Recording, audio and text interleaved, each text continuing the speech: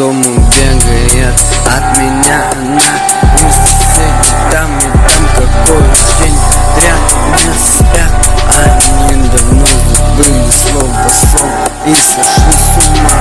Перепонки лопнули у них в ушах от крика по ночам.